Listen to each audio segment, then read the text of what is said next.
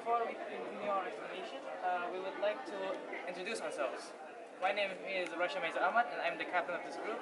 His name is Muhammad Khalifa Farabi, Muhammad Rafiqri, Arfan Azmi Rafisa, and Muhammad Al-Quat Farulana. And we are going to explain our project about algae-based biofuel. And Khalid, can you please explain the background? Before I'm going to explain the background, can you, Professor Kamaruddin, explain, tell me what your perspective about how's the condition of the air pollution right now? Yeah. According to according to the journals and the articles that we have read, in Jakarta, the metropolitan of Indonesia, there is a new increase of 200,000 cases of acute respiratory illnesses that appears by 2023, and that's the factors that causes and that's one of the factors of those things happens is that the air pollution that spreads around Jakarta, like from the vehicles that use the fossil fuels or even the factories all around spread around Jakarta. So in this air pollution, there's a carbon emission that could damage the air, the environment, or even our surroundings, and even increases the climate change and the global heat. So what is the carbon emissions? That's what the carbon emissions. So we need to find the best way to replace the fossil fuels usage so that we can use something greener for the better future and sustainability of our Earth. So we're gonna use the algae as our biofuel. So why specifically algae? Why specifically algae? Because algae has high lipid content rather than any other crops or even plants that we have read. So algae has the highest lipid content, and why specifically Chlorella vulgaris? Because Chlorella vulgaris here has a higher lipid content than any other species of algae. So we're here trying to provide or improving the carbon capture, utilization, storage, or we can say as CCUS. So, Rasha, can you explain to us how is the methodology going to work?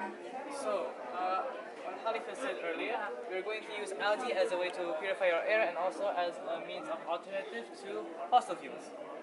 So, how do we make the biofuel?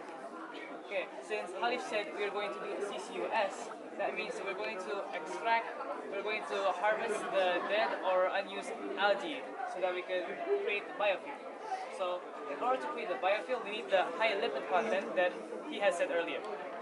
In order to do that, we are going to need to do a solvent extraction method using hexane. And this hexane allows the lipids to be separated from the algae. And once the lipids have been separated, we're going to combine it with alcohol so that it will react and turn into fame, which is the biofuel that we're going to use.